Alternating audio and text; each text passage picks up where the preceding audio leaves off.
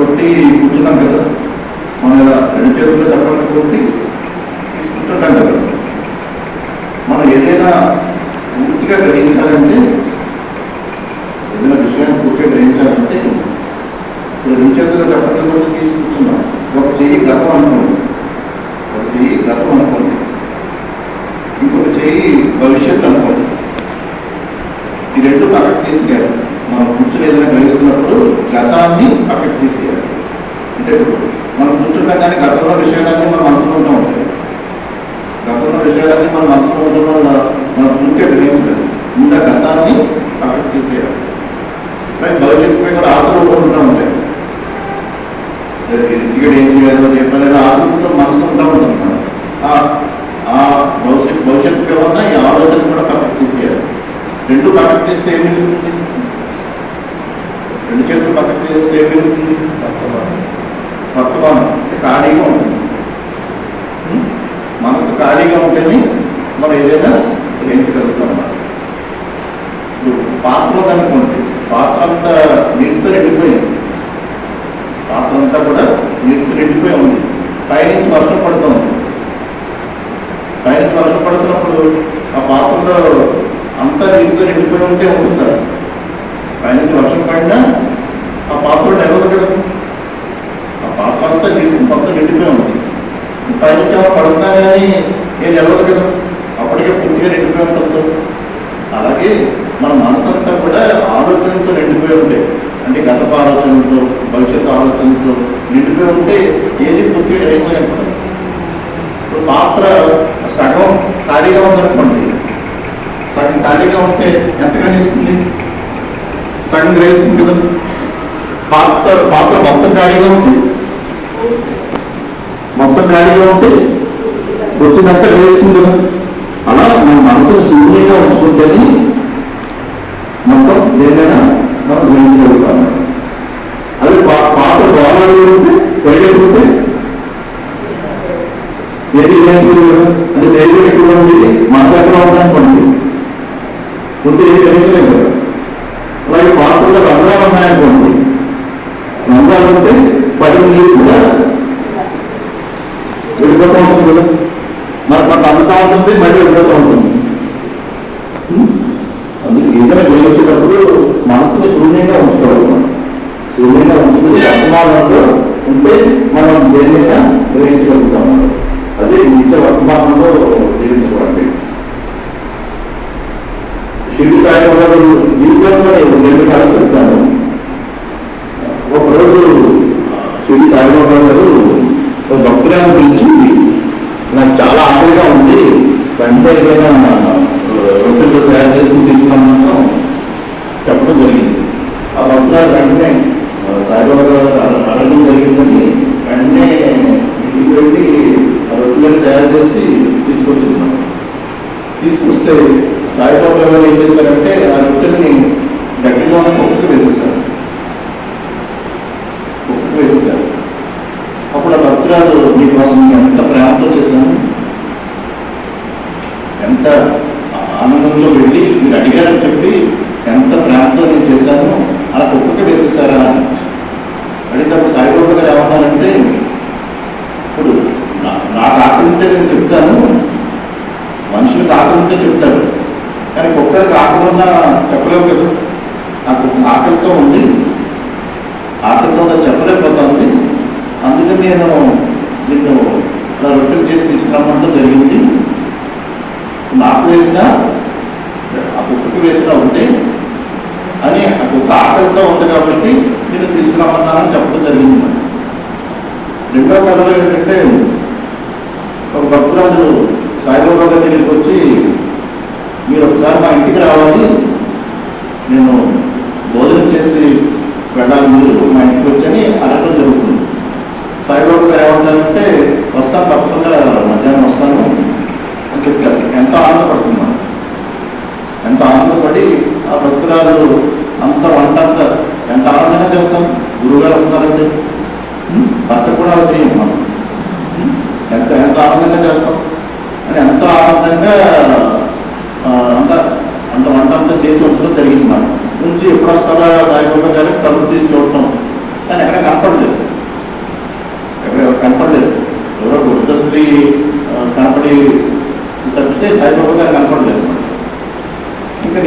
తర్వాత రెండో రోజు కూడా రేపు వస్తారేమోనని మళ్ళీ అంతా వంటంతా బాగా చేసి మళ్ళీ తలుపు తీసి ఎప్పుడు వస్తారా అని చూస్తూ ఉంటే సాయిబాబా కనపడలేదు.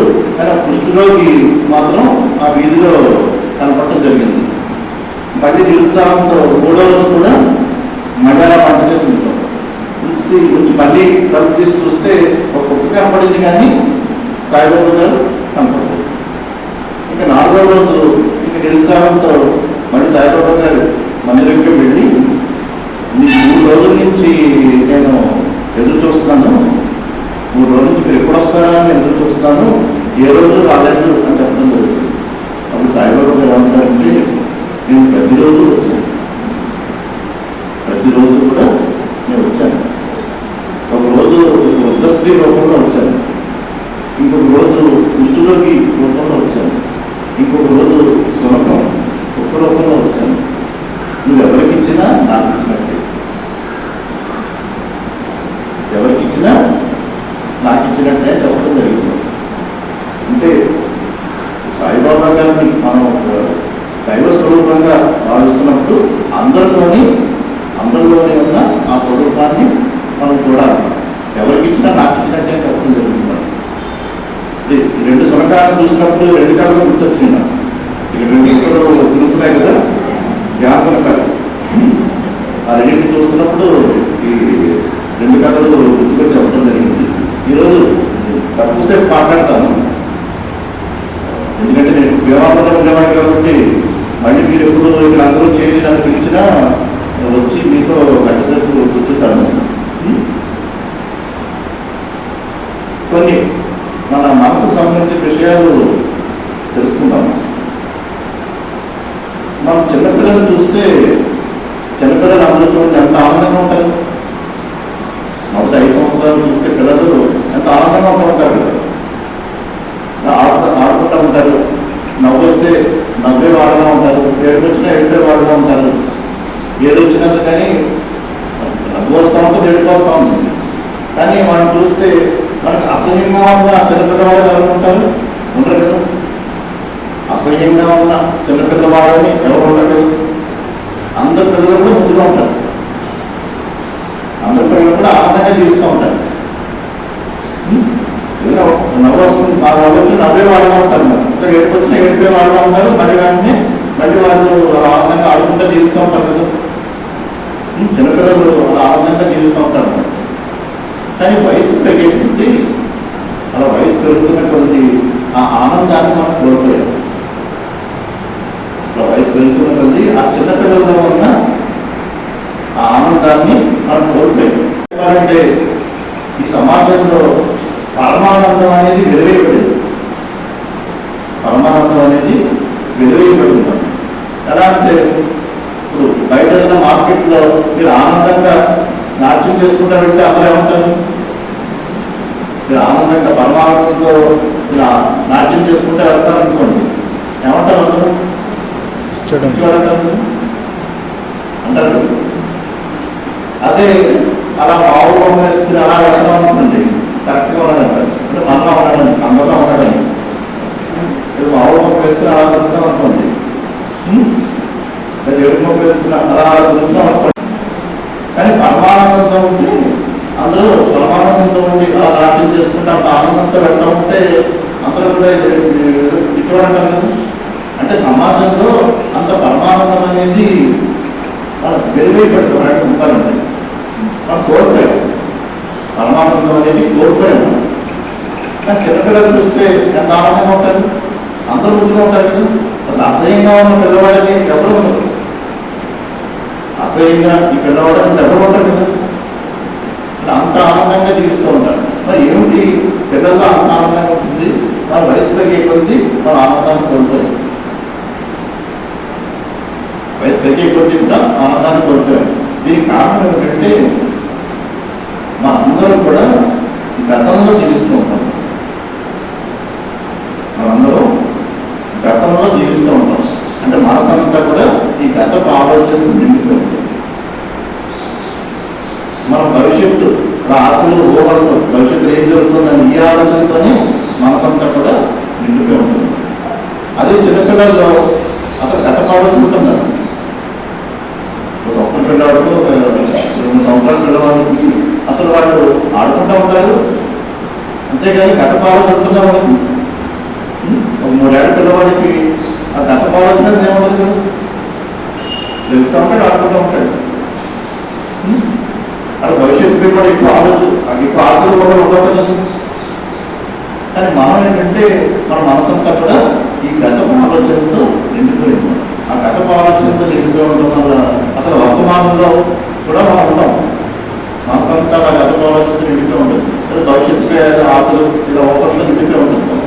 మనసంతా వాటితో నిండిపోయి ఉండడం వల్ల మనం నిత్యం ఆనందంగా ఉండే స్థితిని కోల్పోయి ఉంటాం. ఈ గతం అనేది ఏంటంటే అర్థం మీద పెట్టిన దుమ్ములాంటి, మనసు అర్థం లాంటి చదువుతారు కదా. ఈ గతం అనేది అర్థం మీద పెట్టిన దుమ్ములాంటి. ఉదయాన్నే నేను నిద్ర లేచి అర్థంలో చూసుకుంటాను, అర్థం అంతా దుమ్ము పట్టుందనుకుంటుంది, ఏం చేస్తాం? అర్థం అంతా దుమ్ము పట్టుంటే ఏం చేస్తాం? దుప్పేస్తాం కదా. అలా మన మనసులో నుంచి గతాన్ని తీసేయాలి. మొత్తం గతాన్నంతా కూడా పక్కకి తీసేయాలన్నమాట. గతంలో ఏం జరిగింది కూడా అన్ని పక్కకి తీసేయాలి. మనం శాశ్వతంగా మనం జీవించినంత వరకు ఆనందంగా ఉండాలంటే ముందు గతాన్ని పక్కకి తీసేయాలి. ఈ గతం అనేది ఇంటి గోడలకు పట్టిన ముందులండి. మన మనసులో ఎన్ని ఉంటాయి కదా, ఎన్ని ఆలోచనలు ఉంటాయి. చిన్నప్పటి నుంచి మన మనసులో ఎన్ని ఆలోచనలు పేరుకుపోయి ఉంటాయి. ఎన్ని గదులు నిర్మించుకుంటాం, ఎన్ని గోడలు ఉంటాయి మనసులో, ఎన్ని గదులు గోడలు ఎన్ని ఉంటాయి. చిన్నప్పటి నుంచి ఎన్నో ఆలోచనలతో మనసంతా నిండిపోయింది. ఈ గతం అనేది ఇలా ఈ మనసు గోడలకి గదులకి కట్టిన బూజులంటే. ఇంటి గోడలకు బూజు పడితే ఏం చేస్తాం? ఇంటి గోడలకు బూజు పడితే దుర్పస్తాయి కదా. మరి ఎన్ని గోడలు ఉన్నాయి, ఎన్ని గదులు ఉన్నాయి. కానీ ఎన్ని గదులకి ఎన్ని గోడలకి మనకి బూజు పట్టిన దొరకడానికి ఒక్క చీకులు చాలు కదా. అన్ని దొరకడానికి ఒక్క చీకులు చాలు కదా. అదే ఈ క్రియాయోగ సాధన. ఈ క్రియాయోగంలో జరిగే సాధన ద్వారా మన మనసులో పట్టిన ఈ గత ఆలోచనలన్నీ కూడా మనకి అన్ని వెళ్ళిపోయి మనం నిత్య ఆనందంగా జీవిస్తాం. అందుకు ముందు మన మనసులోంచి ఈ గత ఆలోచనలన్నీ మనకు తీసేయాలి. భవిష్యత్తుపై కూడా ఎక్కువ ఆశలు ఉండకూడదు. మనకు కర్మలన్నీ మొత్తంగా చేస్తాం, సంపూర్ణంగా పూర్తి ఉనికితో, పూర్తి స్వేచ్ఛతో, పూర్తి సామర్థ్యంతో చేస్తాం. మన కర్మలు మనకి ఏది దక్కితే దాంతో తృప్తిగా ఉంటాం. ఏదైనా మనం అనుకున్నది దక్కకపోయినా ఇందుకు దక్కలేదు తెలుసుకుని ఇంకా ఉన్నతంగా కర్మలు చేస్తాం. ఇది దృష్టి కర్మల మీద ఉండాలి.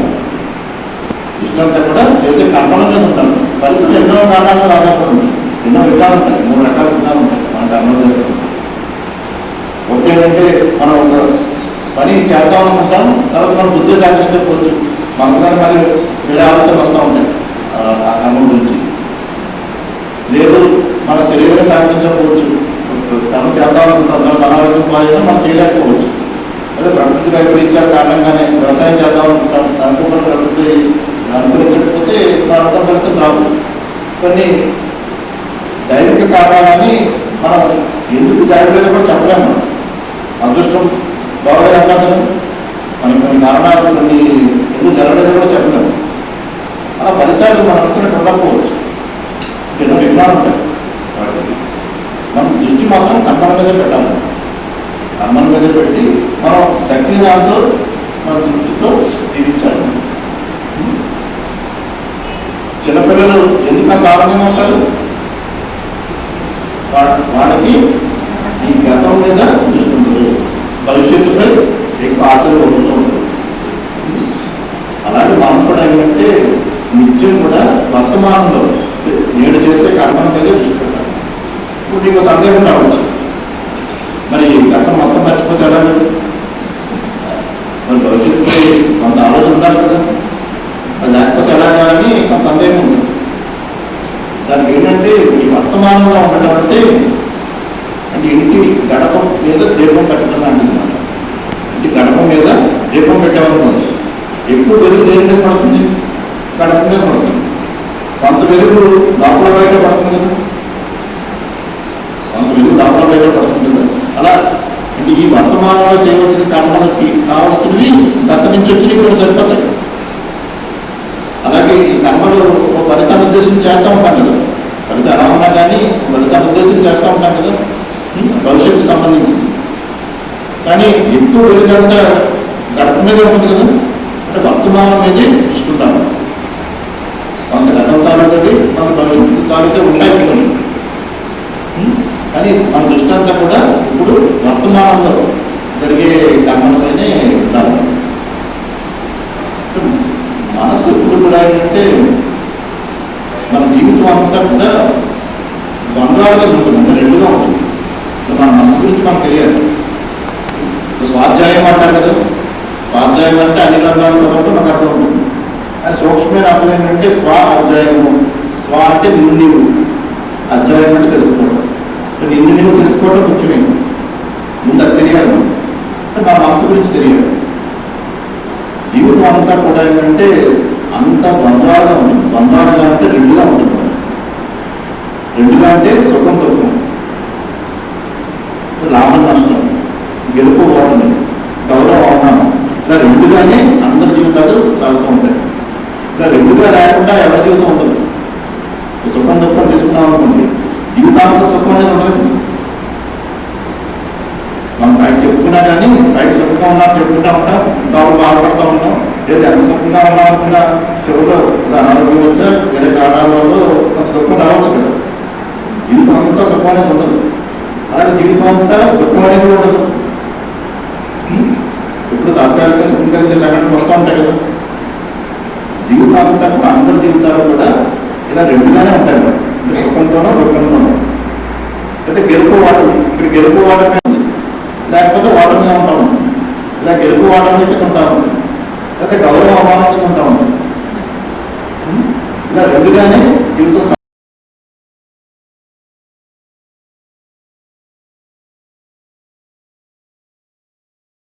చేసుకుంటే ఇప్పుడు దుఃఖం కలుగుతుంది అనుకో, అసలు దుఃఖానికి కారణాలు ఏంటి? దుఃఖానికి కారణాలు ఏంటని ఆలోచిస్తే అందరికీ కనీస అవసరాలు అందరికీ సరిపడా ఉన్నాయి. అంటే ఉండడానికి ఇల్లు, లేదా తినడానికి ఇల్లు, ఇలా కనీస అవసరాలు అందరికీ ఉన్నాయి. కానీ మనం ఏదైనా దక్కినప్పుడు